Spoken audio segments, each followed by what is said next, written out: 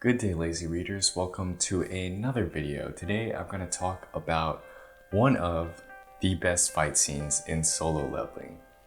Today I'm going to talk about Jin-Woo versus Igris, or Igris. I'm going to say Igris, but whatever.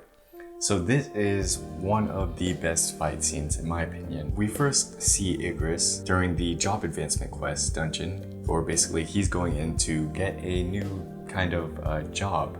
And Igris is the boss that guards basically the throne or the seat of this boss room.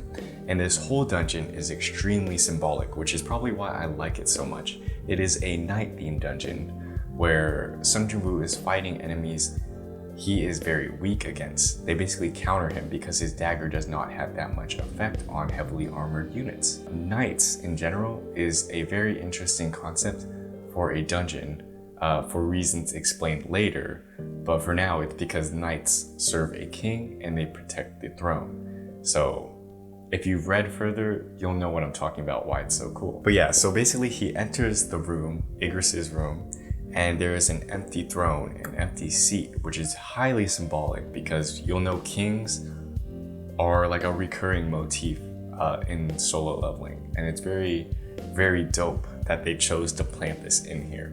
So Igris is basically this red blood-stained knight, and he's very tall and very slim, and he wields a long sword, so he has a lot of character to him. He's really cool, especially as a boss monster. So Jin-Woo is outclassed in every way possible, especially when they start fighting. He realizes he doesn't have the same kind of strength, agility, or defense that Igris has. He basically loses in every stat possible.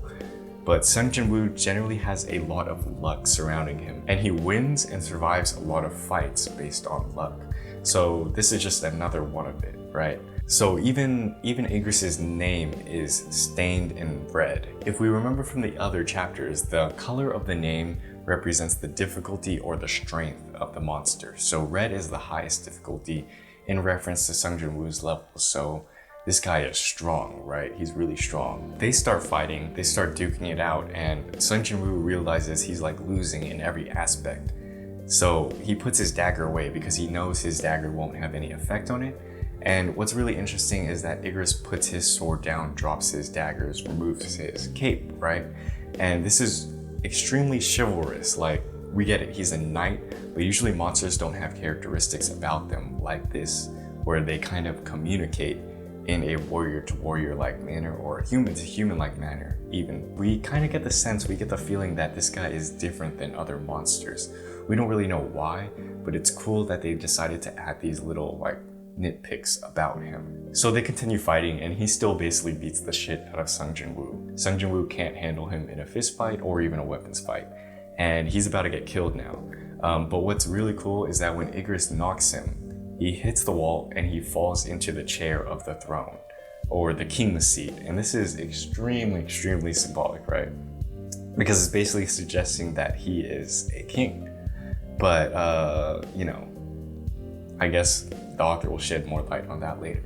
But Igris is about to kill him basically. He summons his sword and is about to chop off his head. But through extreme luck, Jin-Woo summons the gauntlet that allows him to block the sword with his hand, and then summons his dagger. He wouldn't be able to do this if he wasn't blessed with like a system like this, but he basically materializes the dagger and shanks the eye of Igris. And this gives him a plus in the battle where he usually should have died.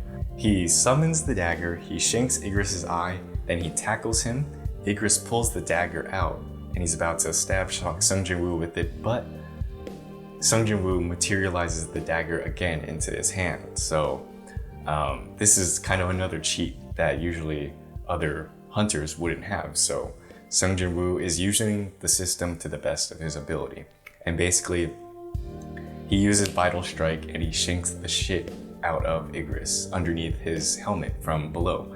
And he does this until Igris dies, basically. So this is an extremely lucky battle. He was losing in every way physically, but by capitalizing on a situation, like a very small situation, he was able to recover and ultimately win. So now we can kind of guesstimate Jin-Woo's level is about like a high B rank or low A rank, because he kind of suggests that Igris is about like a high A rank level-ish or something like that. So we know Sung Jin-Woo is, he's getting there.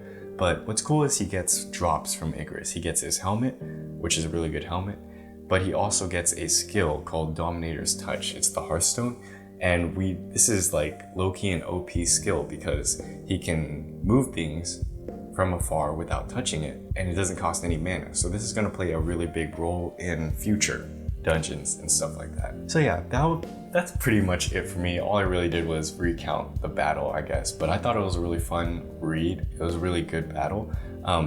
What did you guys think of Sung Jin-Woo versus Igris? And what do you guys think of the character design of Igris and stuff in general?